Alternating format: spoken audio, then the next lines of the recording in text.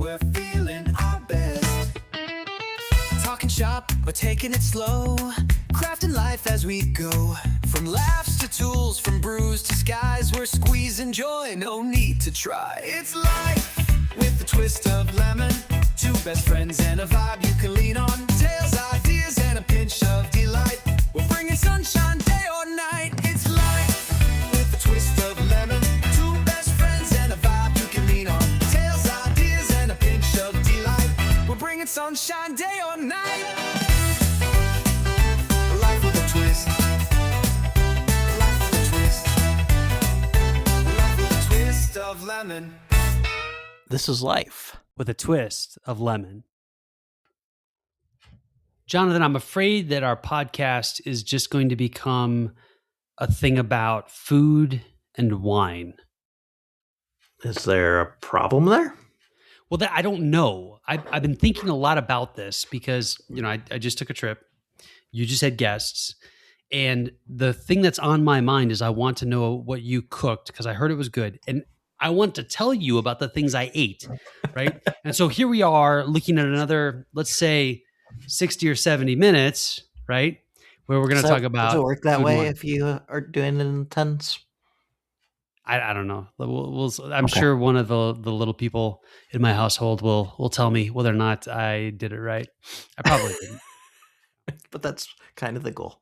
That's kind of the goal. That's absolutely kind of the goal. So I have a hypothesis that based on the people I know who have listened to the podcast or listened to the podcast regularly, I think food and wine conversation would probably be more warmly accepted than AI conversation.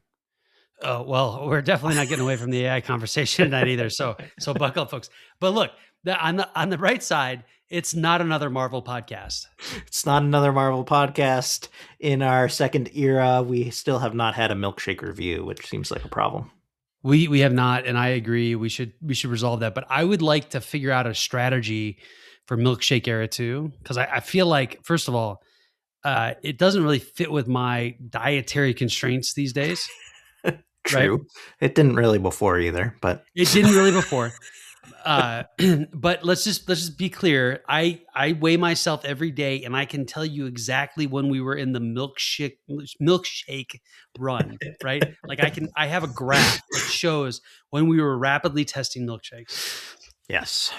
But I did come across this YouTube channel where there's a Milkshake Monday, and he's making some pretty cool craft milkshakes.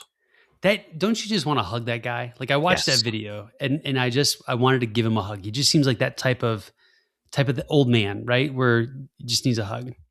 So absolutely. Okay. So I'm trying to find here. As I understand it, this last weekend, because I get updates, not from you, but we'll talk about that later. You made chicken Phillies and pizza this weekend. Yes. Okay. I don't know what a chicken Philly is. I think this is probably like grilled cheese, but John's version. And what I mean by that is there's a thing called a Philly. It does not involve chicken. Correct. And if you just tack Philly onto the end of it, it does not necessarily make it a Philly. But let's go with it. Okay. So chicken Philly is, I don't know, like you can find them on menu somewhere. But yes, it uses chicken, and it is not a Philly cheesesteak. But it's chicken, peppers, green and red, onion, garlic, seasoning. Okay. You melt some cheese on top. It's a chicken cheese sandwich with peppers. Okay. Sure. So why do you call it a Philly? Because everything else is the same as a Philly, except, well, I don't use Cheese Whiz, so it's not a true Philadelphia cheesesteak. Yeah, see, here we go. Because that's what the robots told me to call it, Stan. That's okay. what it comes down to. All right. I think that a Philly cheesesteak requires griddled ribeye. Okay. I did not have that. Okay. Well, by calling it a chicken Philly, of course you do not. So it's basically like a chopped chicken sandwich with peppers. Okay. So let's call it that. Because here's the thing, right? I think when you say I ate a Philly, you don't say I ate a griddled ribeye steak Philly, right? You just say I ate a Philly because the griddled ribeye steak, that's a given. if you have to say chicken Philly, like I think you're actually saying the thing I'm making is not a Philly, but I want to conjure up an image in your head that looks like a Philly, except for the main ingredient. Right. Okay. And just as far as the cheese goes, we should talk about this. So, on the streets of Philadelphia, Cheese Whiz, that's the thing. My understanding, and I am not from Philadelphia, I have been there, but I am not from there, is that provolone and sometimes under certain circumstances, American, which is a distant cousin of Cheese Whiz, is acceptable. So my question to you, sir, is what did you use for your cheese? I used provolone. Use provolone. All right. Okay. All right. So at least I had that going for it. And I would assume, unless you're a complete crazy man, that you were using like an Italian roll, right? Yeah, they're just called Hoagie hoagie roll. rolls. Yeah. Hoagie rolls. Yeah. Okay. So a little bit of like tough crustiness on the outside, but nice fluffy in the middle. Yep. I threw them under Okay. the broiler for 5 minutes. So nice little right. And toast on them too. You said peppers and onions, right? Yeah, I used peppers, onions. Did I throw anything else in there? I don't remember. Not to split hairs with you, because I wouldn't do that. Because that's not what the last 3 minutes have been.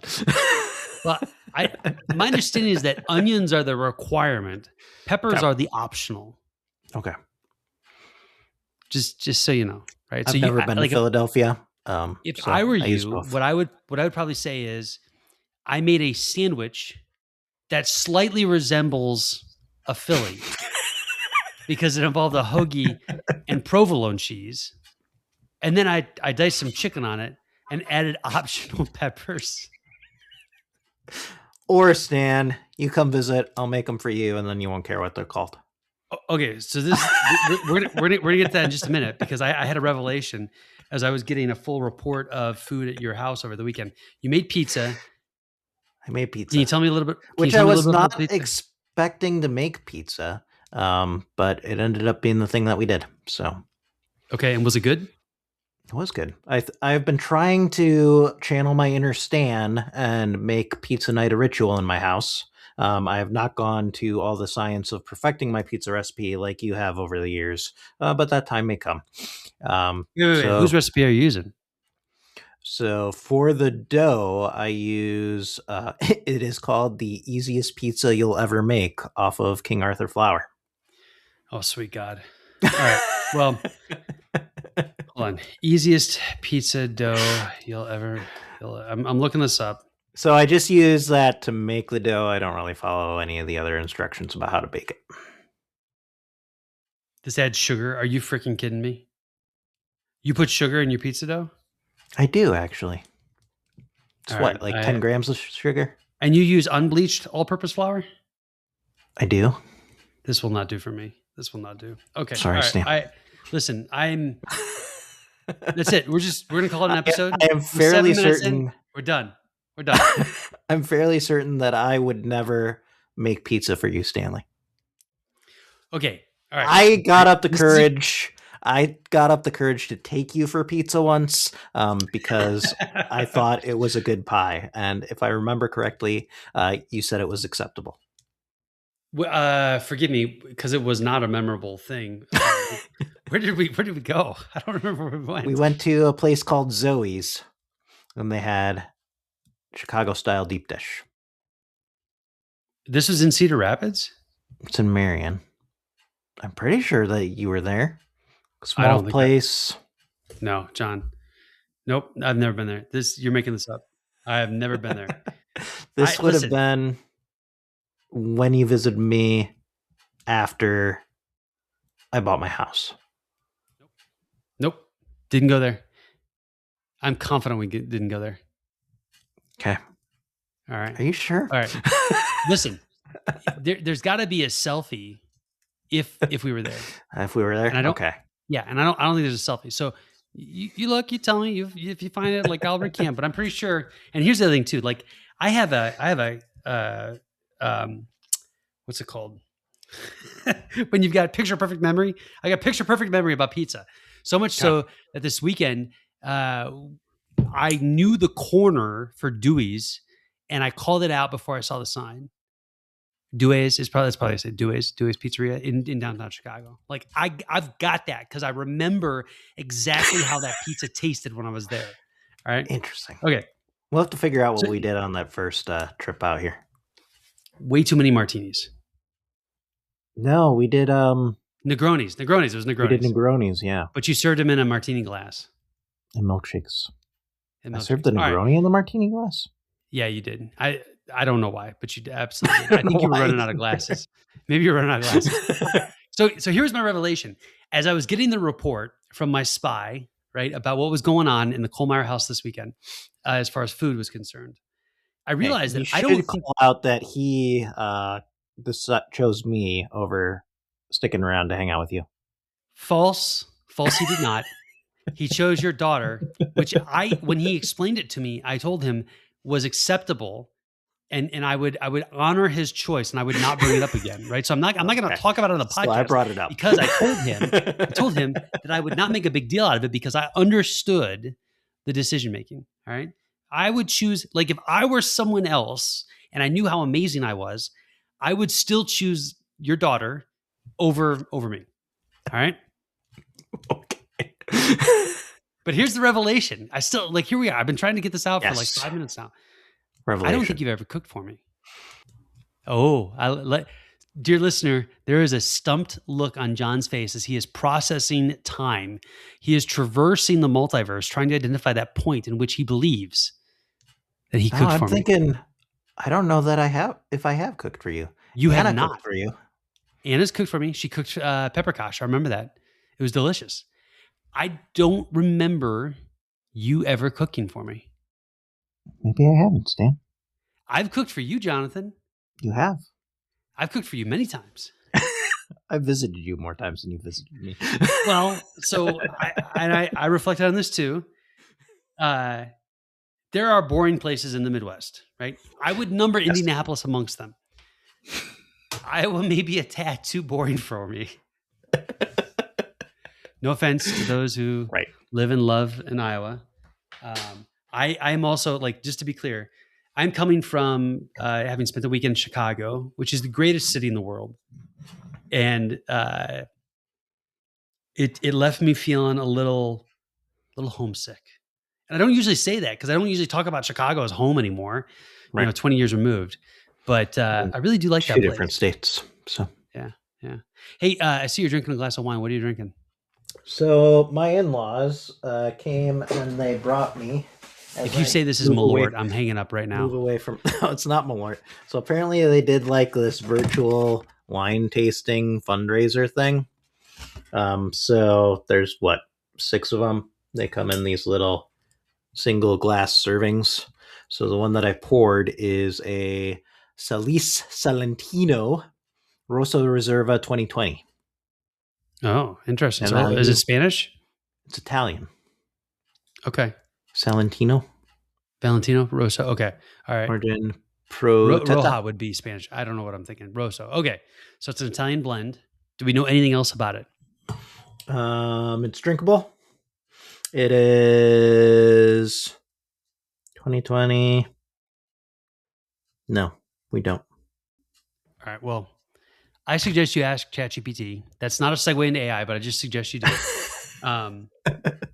I am at this moment drinking a 2022 Bordeaux. I actually didn't write down the chateau before I came into the room, so I can't say much more about it other than it's delightful. So Salice Salentino is a renowned Italian DOC. Puglia. Oh, Puglia. I love Puglia. You know how I feel about Puglia wines. Yes. Is it red wine's based on the Negro Moro grape?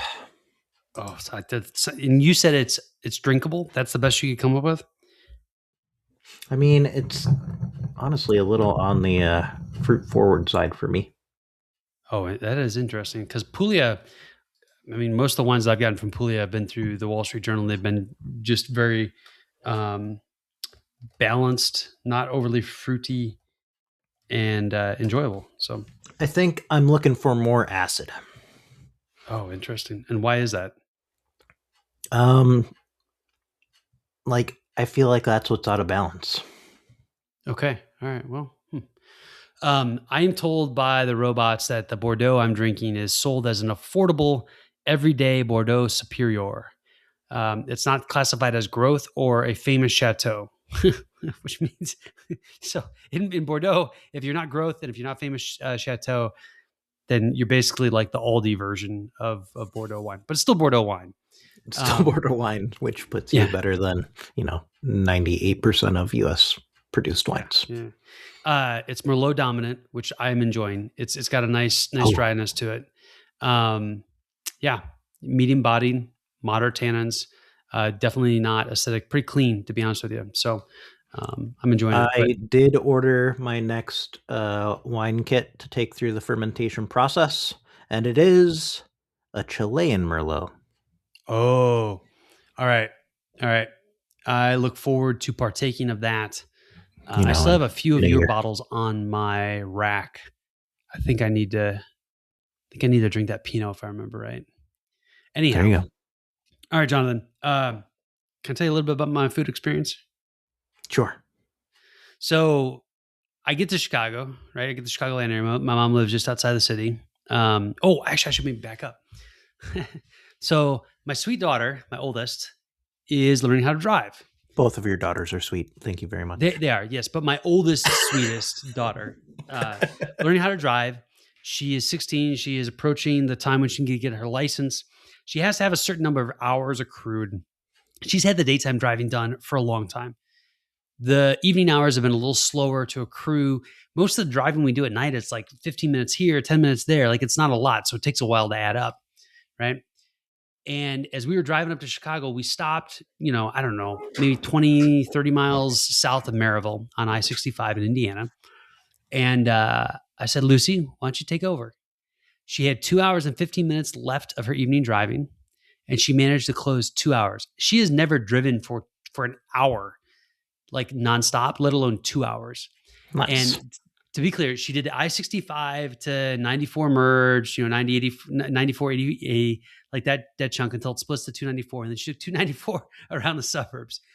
And she did it at night on a Thursday in rush hour. We hit that area around 5:45, right? So some might say this was insane. Some might say this was stupid. But I'll tell you what, she did fantastic. And I kept my cool. So like everybody was impressed. It's so funny. We park. Everybody in the car is more impressed with me than they are with Lucy because I didn't freak out, right? And like, I'll take it. I'll take the win. But she did a really good job. And that, I cannot think of anything else that is trial by fire like that. For sure. The only thing that could have made it worse was during snow. Oh, I would not have let her do that. So, it's been a long time since I've driven through Chicago, but I remember that generally the Chicago drivers were at least more observant than the Milwaukee drivers. Yes, they might cut in front of you, leaving an inch and a half to spare, but they know that they can fit there. Yes. Yeah. No, you're absolutely right. So, and funny enough, I made it up to Milwaukee this weekend. So I was able to compare Indianapolis drivers with Chicago drivers with Milwaukee drivers. And I'll tell you what I told Lucy, which is, look, in Indianapolis, you have to drive defensively because people are too stupid. So they will kill you out of stupidity, right? On the road in Chicago, nobody dies on accident. It's on purpose. Chicago drivers are trying to kill you. And you're right. Like if they see a little spot, they will fit into that spot, right? And they do it with purpose and forethought, and it is incredible to watch. I mean, it is absolutely art. As long as you just remain consistent, you're going to be fine in Chicago. And that's the kicker, consistency, right? I kept telling her, like, look, you can't, if the speed limit is 65 and you set a speed limit of 70, you do not get to oscillate between 67 and 73. That's how you die, right? If you just stay at 70, every one of these jokers on the road in Chicago is perfect at geometry, and they will know exactly where to go and when to get there. It is incredible. And it, like, you can watch someone cross 4 lanes of traffic and zigzag between people in ways that no one ever dreamed possible. but there's nothing accidental about it. It is the most intentional thing I've ever seen in my life. Now, I had a similar experience in Southern California, where like, hey, they have to be good drivers there, otherwise they will die. So right, like, yeah. yes, they're paying attention and they know where they can fit and they know what they're going to do and they're consistent about it. It's a different world, man. It is absolutely a different world. And I found myself after I started driving. We get there, we do a bunch of stuff. We'll talk more about that.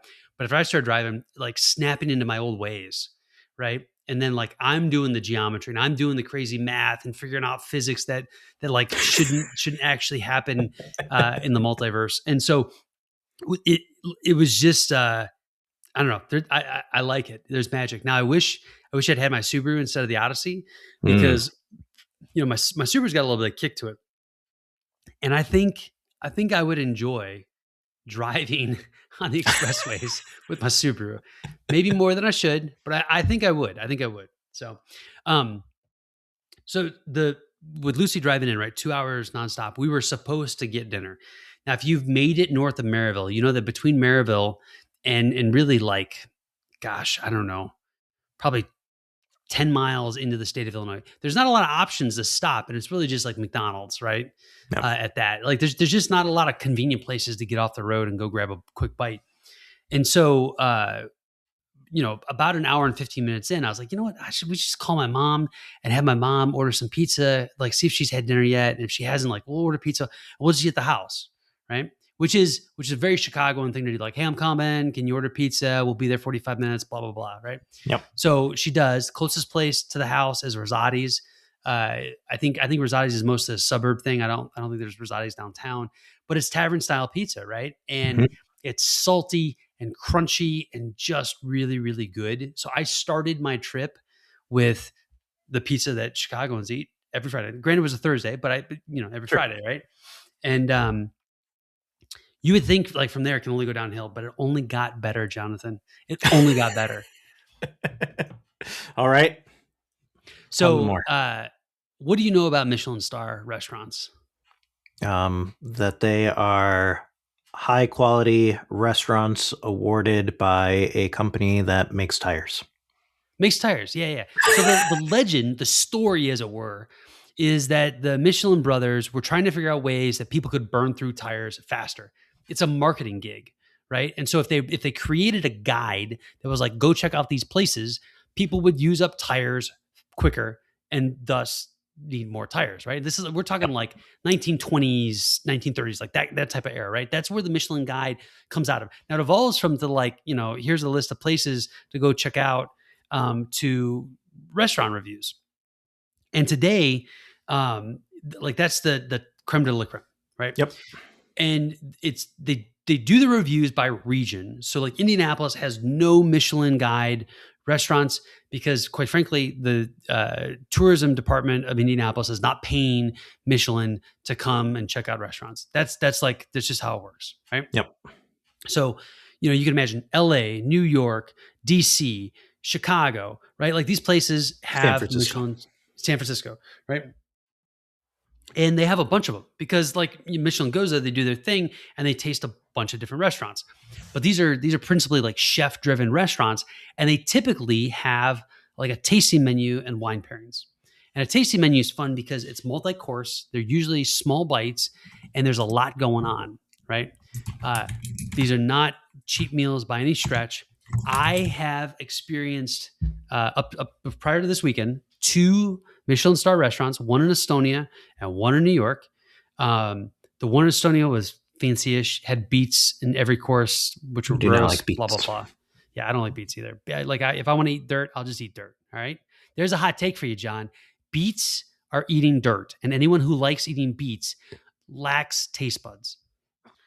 All right, so all the beet pie people are going to come out of the woodwork on this one. So the other restaurant I went to was a Thai restaurant in New York, which is fantastic, super approachable. Like I didn't even realize it was in a Michelin star restaurant until one of the people I was with mentioned it, right? And then, my friend, there's Enchanté, which is not a Michelin star restaurant, but has a Michelin star chef behind the menu. And I don't think it is able to be a Michelin star restaurant because, you can't drive there. I can't drive there, right? No tires involved. Um, so I'd eaten at Enchante, right, twice on the recent cruise, just a week before, Mhm. and it was Valentine's Day weekend. My wife and I were going to stay at the Drake Hotel, which there's a story there. But Of Mission Impossible fame?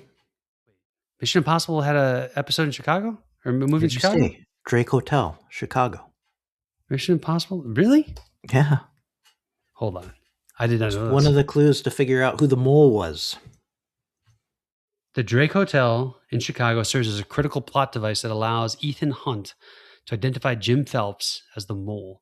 That's in the original Mission Impossible, John, 1996. Yes. Holy cats. Wow. Okay. I had no idea. The first place my mind went when you said Drake Hotel in Chicago. So. Okay. All right. Wow. Let me come back to the Drake. Actually, no, let me just explain this now. So when I was a young pup in college, I was dating this beautiful woman. Her name was Sarah Pollard. And I had come to the conclusion that she needed to marry me. Right. And so my objective was to convince her to have a lifelong commitment. Yeah. Yeah, exactly. There's even a moment in time, my mom will tell this story where I'm like, hey, I found the woman I'm going to marry. I just have to convince her. Right. And I did. Very on brand. Even back then. So I did, right? But the night in which I decided to pop the question happened to be a Friday, right? As one does in April, because I had to like pop the question before the semester was done and she went home for the summer, right? Mhm. And I needed to do it like with enough spacing from finals and whatnot, because that was like early May, because I didn't want to like add to stress because we weren't in finals mode.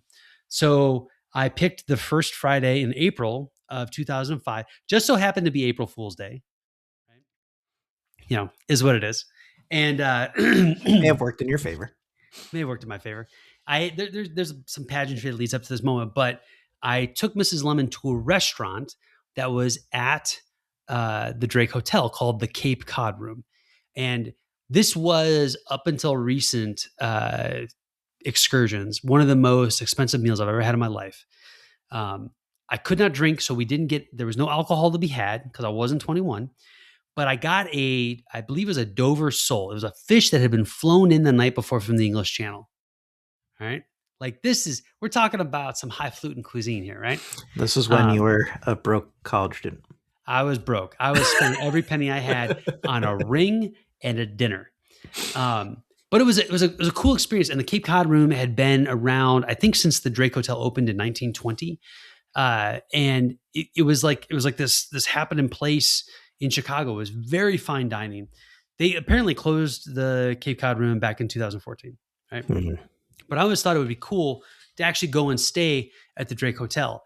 And so we did. That was part of the goal, right? And what I would say is like this is an old world hotel, right? You walk up, it very much looks like a building that was built in the 1920s. The Drakes were trying to rival famous European hotels. They give that like pizzazz. When you walk in, it pops, like it really pops. There's a big open room where they do tea. When we walked in, there was a harpist playing, and that's like to this day a daily like thing, afternoon tea. If you want to go to the Drake, the rooms had a last century feel to them. But what I say is this is where the pizzazz started to fall a little bit because they are in need of a little bit of upkeep, right? Yeah. But as with many of those. Yeah, exactly. Right.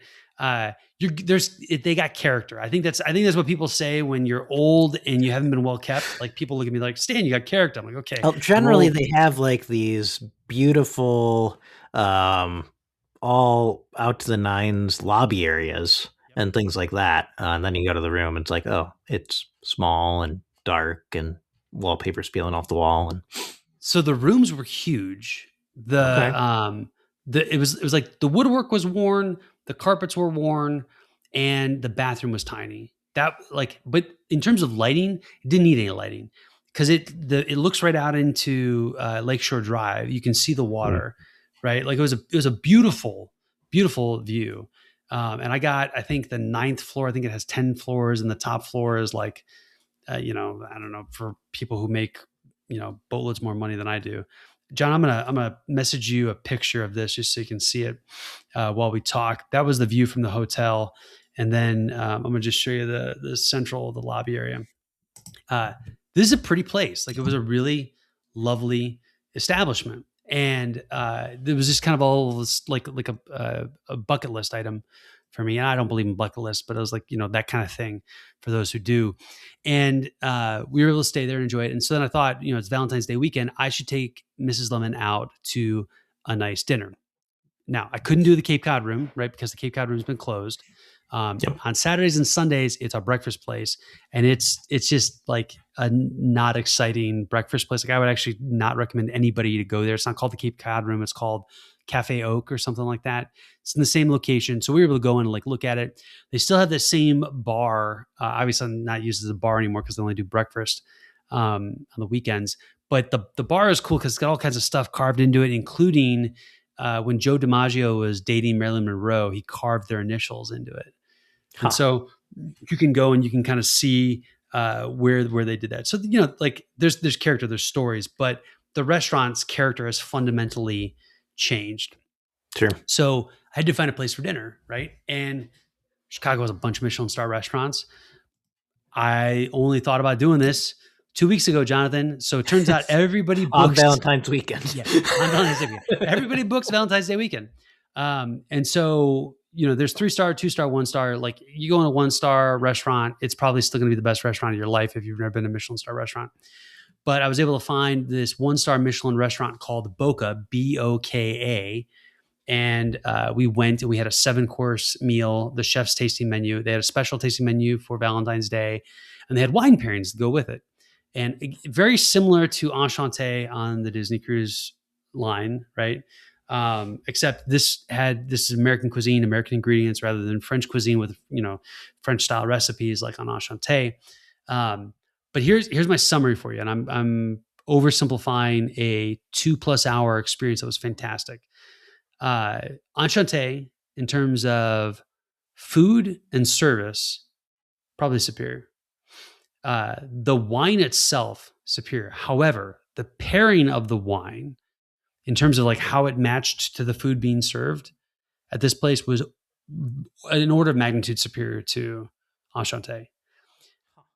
This is a weird thing to talk about, right? Like, the wine by itself at Enchanté was better, but the way that the wine matched the food that was being served at Boka is like nothing I've ever experienced in my life. And what was fascinating was, we had a great server, absolutely fantastic service from a guy named Kevin. And Kevin I think he picked up pretty quickly that we were interested in food, we were interested in wine. So I would, he would present the bottle. I'd ask some questions about it, what grapes involved, like what was going on in, 2013 in that area of Bordeaux or whatever. Right. Yep. And he would explain it. He had good understanding of the wine and what was serving. But then he would also tell us, like, here's what you're going to smell and notice. And then, after you take a bite, here's what you might see change. And that was nice. The wildest part, to be able to taste the wine and then see how the food brought out different dimensions of the wine. So was it a better wine pairing, or did you have a better guide? I think it was both. So the Enchanté sommelier is fantastic, and he can tell a story about the wine. He cannot tell me how the wine is going to change the specific course that I'm having, right? Or vice versa. And that vice versa is really important, right? Because you think about this, you take a sip of wine, you're going to get something. You're going to take a bite of food, you're going to get something. When you take that wine again, it's going to do something different because of the food you just had. And then the second bite, right, is now going to play off of the new wine, like the wine that has a different taste because of the first bite. And I probably sound crazy, like, it's for someone who doesn't taste wine or doesn't go crazy with food, but like, if you eat slowly enough, and again, I think we were there almost 2.5 hours. You eat slowly, you process, you think about your food and what's going on. You just notice a lot of different flavors and how they play off each other. And that pairing, there was so much dimensionality to it from bite to bite that I've just not experienced anything like it. And yeah, Kevin absolutely did help, right? In terms of being able to tell the story of the wine, tell the story of the food, and give us some indication where we're going. To his credit, though, Kevin never told me like this is what's going to change in an exact, precise way. He would say, "Look for X, Y, Z." Right. And then he would come back and I'd be like, "Hey, here's what I noticed, what I observed." He'd go, "Oh, yeah, yeah. So you got a little, a little bit of that acidity is what brought out that or whatever." Right. Um, and that it was just a great experience, really great experience. I would go back to Boka again, Boka if you're in Chicago. It's on the north side. It's actually, I think, technically in Lincoln Park, but it's just north of the Gold Coast area. If you know that part of the city, um, I'd go back in a heartbeat. So I think the first time, I mean, I think I've had several like nice leisurely meals with you over the years. But the one that sticks out as like this really kind of relaxing, fulfilling meal was our first Apollo brunch, where we were probably there for 2.5 hours. Ate too At much food. least, yeah, it was But way too much. Yeah, yeah. but so the only thing that could have made this better, Stan, was if the Kohlmeyers were with you. Exactly, exactly. I actually, it's funny you say this because this is going to sound really weird, but I told Sarah, I said, sweetheart, I love being here with you. I love trying this menu, having this wine. I really hope I get to have a chance like this with John, which I said to her on Valentine's Day. And after she was done laughing, she said, Stan, I hope that for you too. Nice.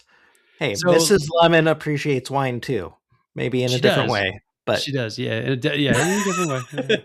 Okay, let me give you the rundown of the menu here. So first course, it was an uni donut, had yuzu dashi caramel sauce. It was cold.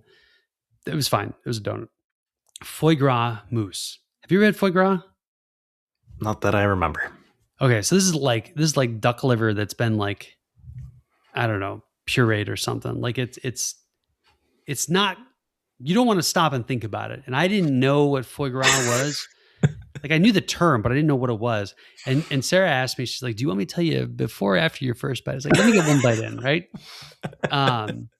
Then we had golden Kaluga caviar, and this I've had caviar a couple times now. First time was actually in Minnesota, maybe 15 years ago. The second time was at Enchante. So this is the third time. I had a couple Enchantes, so you fill in like 3 caviars, all right? And that caviar was good. The Minnesota caviar, from a friend of ours, was not bad. This caviar had like a buttermilk cream with it on the side, and then Honeycrisp apple and a bunch of dill. And the Honeycrisp apple was finely diced, so you got a little bit of crunch on it. And it is the best caviar I've ever had in my life, hands down. Huh. Yeah. So the next course was lightly cured shima ahi with fennel and white asparagus and sunflower. And the white asparagus was so subtle, you would have, like, if you blinked, you would have missed it. The fennel was clear. The fish was actually very refreshing. It was, when it says lightly cured, definitely lightly cured. Like this is as close to sashimi as you can imagine, right? Then came out a diver scallop, right? And a good scallop is amazing. A bad scallop is a bad scallop. Blah blah blah blah. Right? It's like bad shrimp, but scallop when you get a good bite, like it melts in your mouth. It's just a really fantastic thing. So then came black truffle tortellini. Now, tortellini, right? It's got ricotta in it, or very often has ricotta in it, right? Maybe some Parmesan, and it can be very dry, right? This was the weirdest tortellini I've had in my life because it reminded me of a soup dumpling. Right? So you bite in a soup dumpling, right? And you've got that like soup, but you could cut it with a knife before you put it in your mouth. And it turned out that the ricotta was pureed with parsnip and a little bit of whey, right? So it was super creamy. To the point that, like, again, I thought I was eating soup, and it had black truffle over top, which, just heavenly, right? Then I had roasted American Wagyu.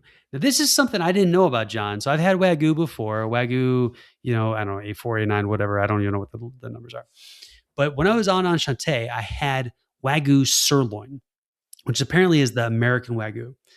And I had 2 slices of that here. along with some radicchio, and then there were some chewy beets. And beets are beets, right? But the radicchio had like brought a really nice bitterness to it. But I'm telling you, this American Wagyu, I don't know if this is like a recent thing or whatnot, because I had not seen it before the month of February. It is fantastic. And this place gave me 2 slices and it was just unbelievably good. I think looking back, like the scallop was fantastic, but the tortellini outdid the scallop. The tortellini was fantastic, but the Wagyu was beyond amazing. Then we had 2 different kinds of dessert, like pre-dessert and actual dessert. And I'll say the pre-dessert was good. It had this rose hip ice cream, rose hip. Am I saying that right? I don't even know what rose hip is. Me neither. With some black currants and some port into this sauce and a little dollop of ice cream. Fantastic. Last dish was a dark chocolate torte, and it had some apricot sorbet on the side. And the torte was good. The apricot sorbet was good, but the textures together, not so great. So wine pairings, though, across the board, fantastic. But doesn't that sound like fun? It does sound like fun. Yeah. All right. So as you're talking about Michelin star restaurants, I think there's a book you would like, even if it's borderline business book. It is called Unreasonable Hospitality. Have you heard of this? I have not. Tell me about it, Jonathan. This is one you've read? I've read this one. Subtitle is The Remarkable Power of Giving People More Than They Expect. So this Will Guidara took over 11 Madison Park in his 20s. And it's about his journey to try to earn a Michelin star and really giving people a great experience along the way. So like, what is the most awkward part of dinner when you're going out to eat at a fancy restaurant? I don't know if this is what you're thinking, but I'll tell you, like, for me, it is getting to my seat, getting situated, and being comfortable with placing the order. Ah, interesting. Think about the other bookend, Stan. Paying the bill? When the check is delivered. So if the waiter brings the check early, you feel rushed. If you're waiting for the check, then you're annoyed because you got places to be.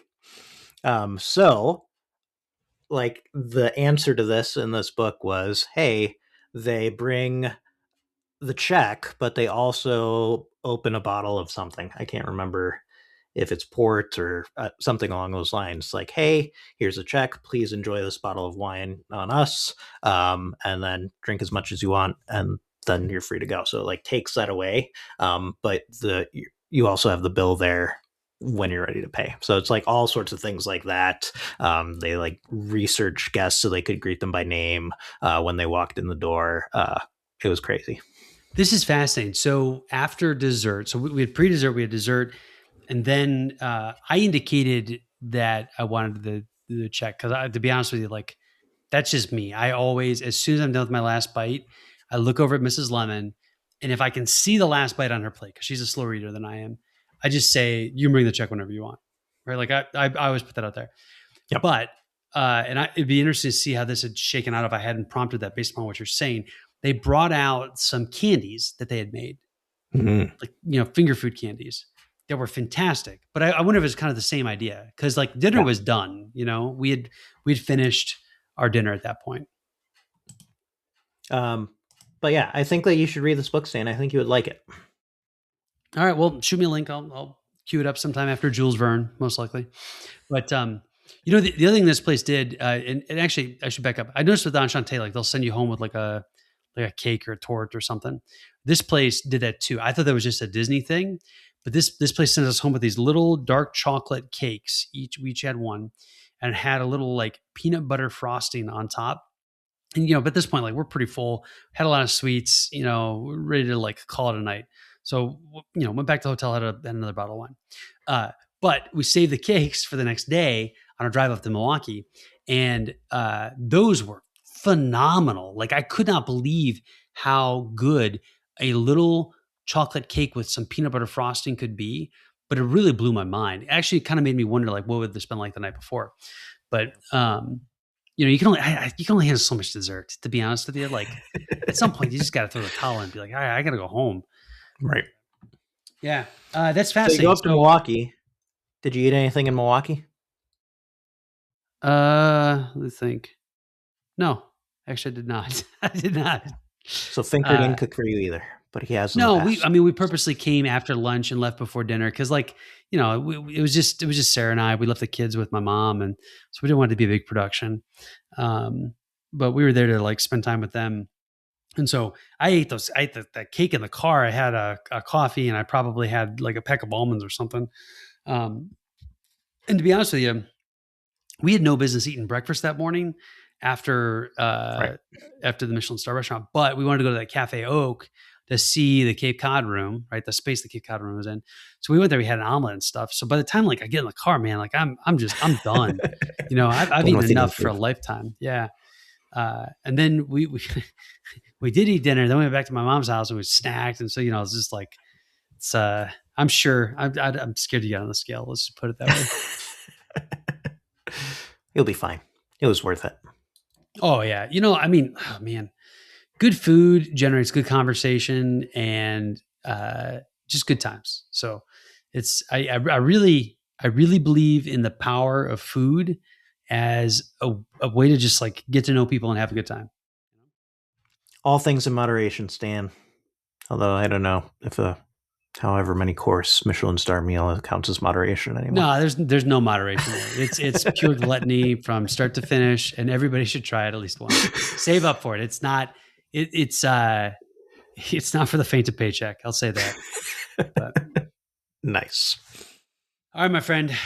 We should talk a little bit about AI because this is a podcast about food and wine and AI, right? And Marvel And Marvel and milkshakes and Max. and Max. So just as a quick status update, I believe I told you before, right? ChatGPT has an Apple Health integration. They've been pushing all their health features. I requested access. I am still waiting for access to Apple Health integration to ChatGPT. Still. So if you have any connections at OpenAI, tell them let Stan in. I know people at OpenAI. I have messaged them. They don't respond. I don't know what's going on. Look, I want to try the feature. I'm excited about it. I ponied up for a month's subscription on Claude because theirs is just generally available. I will say theirs is not great, to be completely honest with you. But I'm that interested in the feature. Yep. Okay. All right. Jonathan, you wrote down March Apple event. I have not seen the rumor on this. What's going on? So invites went out for a March Apple event to media outlets, not at the Apple campus, but it is a live event in New York, Shanghai, and London. So it sounds like it's probably going to be hardware updates, nothing really headline worthy as far as, Siri upgrades or new HomePods or something like that. But yeah, I saw that today. This is fascinating because rumor has it right now that the MacBook Pro is going to get an M5 update, and it's just going to be kind of a blah update, right? Right. And historically, later, they just have been doing these in press releases. press releases, yeah. Later on in the year, rumor has it that the infamous MacBook Pro with OLED display, the one that I've been waiting for, right? After I bought the M1 Mac, I said that I was not going to upgrade until the OLED came out. I upgraded the M2 because I needed a little more juice, and it was like a pretty big bump. Blah blah blah blah blah. But the OLED's supposedly coming later in the year, so unless they surprise us and they pull it out there, right? Like that could be the OLED MacBook Pro could be up there with the switch to Apple Silicon or maybe even Retina display. I think it has the possibility, especially if they do an OLED display and they slap a decent camera onto the laptop. That thing will sell like gangbusters. OLED by itself going to be huge. There's some I'm gonna call them questionable rumors about a touchscreen with the OLED display. But again, we keep hearing about late in the year, not March. So I don't know what this would be. Right. I read it's not an Apple Theater event either. which is weird, right? Which makes me think maybe it's Apple services oriented. Maybe, I don't know. Like, it just seems a little off. I read another report today that the iPad Pro, the last edition of the iPad Pro, the sales have been so low that they think that this is the last major generation shift for a while, right? which wouldn't surprise me. Yep. The HomePod Mini hasn't been updated in forever. The Apple TV hasn't been And they updated in forever. stink. Yeah. All the home stuff. All the home stuff stinks. It's in dire need.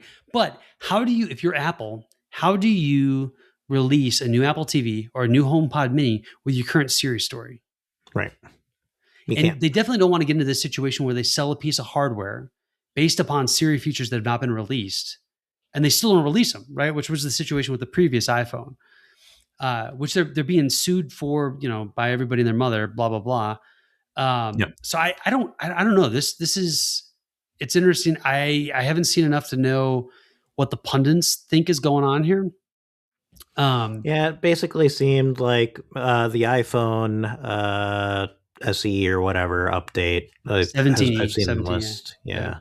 And then Henry has the 16E. Okay. Yeah. So that was like the E's, the like, I don't want to call it the cheap phone, but it's the cheaper phone. The other thing that I saw in rumors was like a cheap MacBook. Oh, the low cost MacBook that has been floating around for a bit. Is that headline news? Do you do an event for that?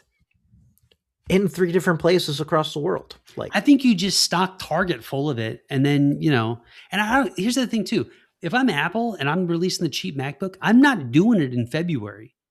That's an August release, or maybe late July, right? July 4th. Maybe you make it a July 4th sale because you want all those college kids going back to school, or seniors going to college to go buy their exciting El Cheapo MacBook. That's what I think you do.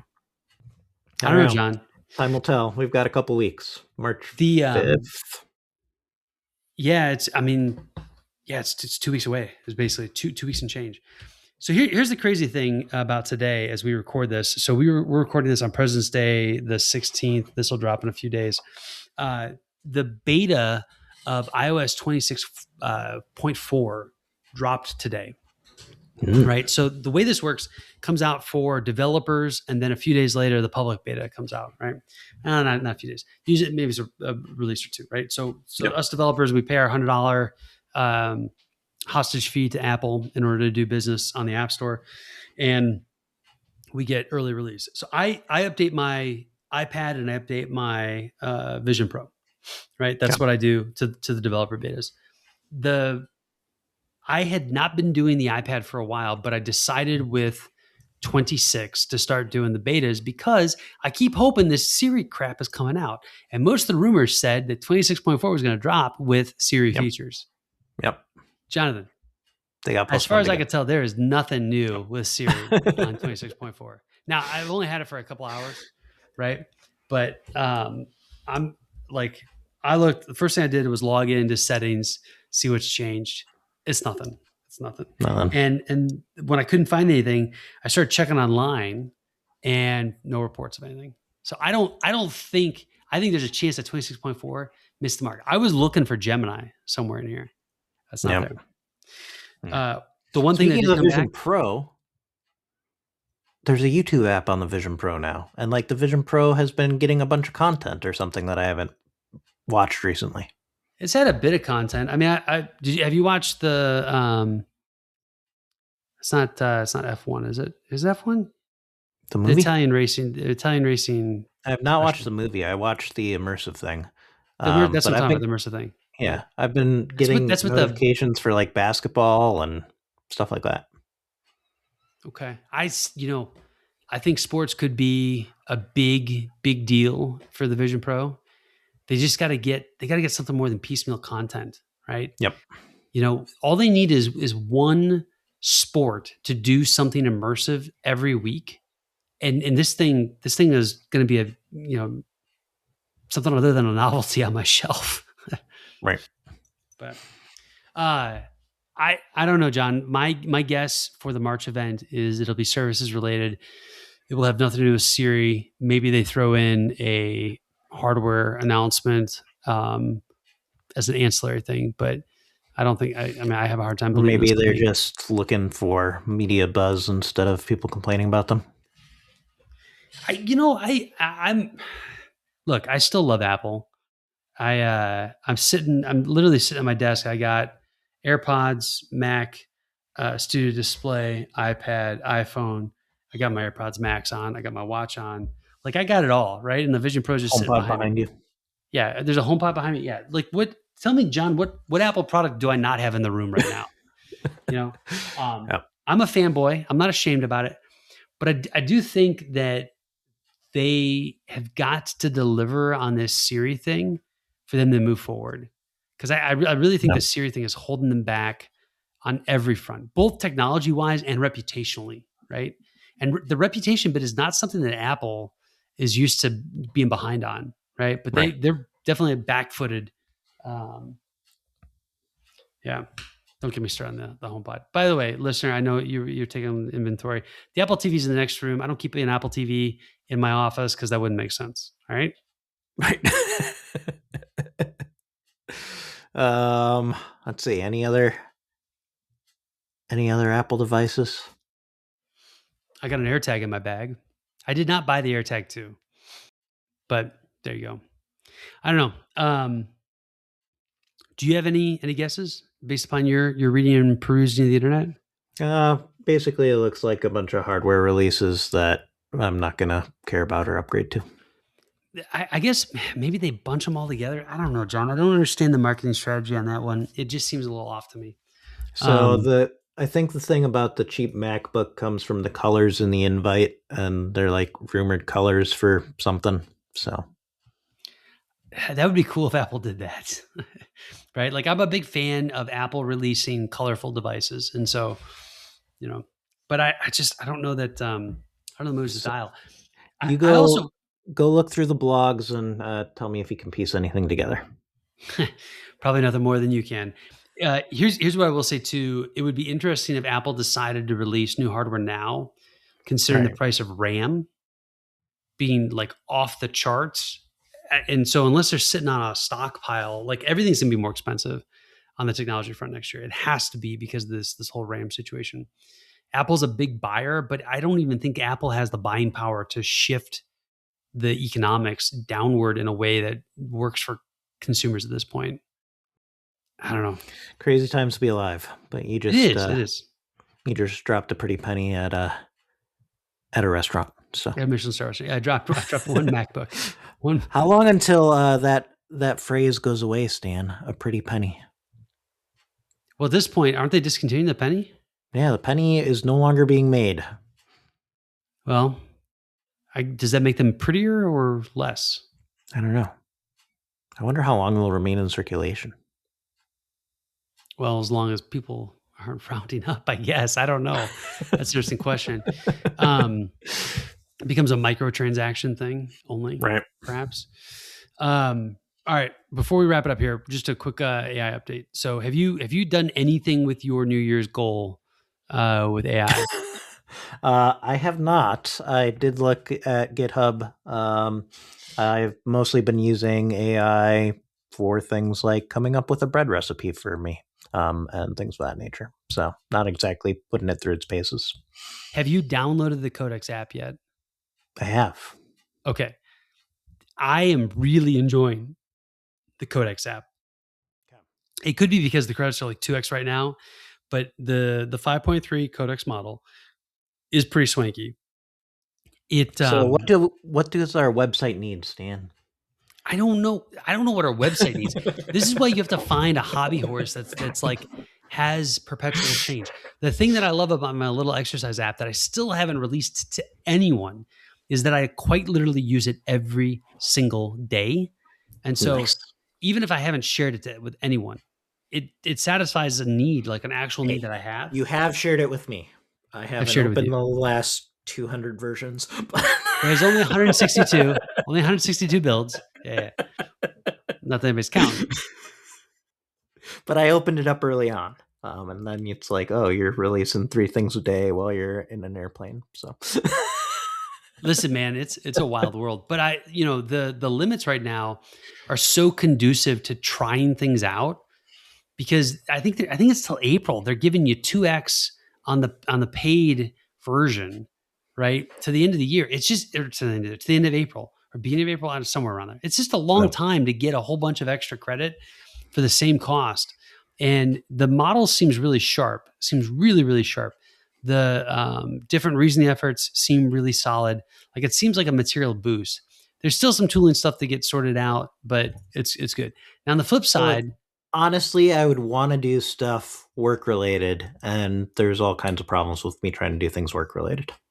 yeah, you get into like all the privacy concerns and all that. Yep. Yeah. That's something I like. I think at this point, companies have to get tools for their people and prescribe a path forward. Otherwise, they're just leaking leaking IP. And so, if your boss doesn't listen to the podcast, does he, John? I can't imagine so. Okay. All right. Well, if anybody who knows John's boss is listening, tell him his company will be better if he lets John use Codex. All kidding aside, I really do think if you can train people how to use these tools and you do the right guardrails early, yes, there's a cost to it, but you keep your IP safe and you move things faster. I'm a big believer. So. All right. I'll try to think of something. All right. One last thing before we wrap up, John. I want to hear from people, anybody, all two of you that listen to the podcast. And I would like to know we don't have good analytics, so we actually don't know how many people listen. Nah, we don't have any analytics. I don't care about analytics. I'm doing this for myself. I'm doing this because I want to have a conversation with my friend John. I want to know what John Kohlmeyer, if you made it this long, what should John Kohlmeyer cook for me the next time I'm in Iowa? That's the question. So think on it. And John, actually, maybe next episode you should open up with, here are the things that you're good at cooking at, so people know what to choose from. All right. I'll think on it. Do not put pizza on the list, cook. people. I don't want Right. pizza on the list. I'm- He put I'm sugar in making- his dough. I'm not making Unbleached pizza flour. for Stan. Good Lord. You haven't had the uni pizza yet. You realize that? I did last time I was there.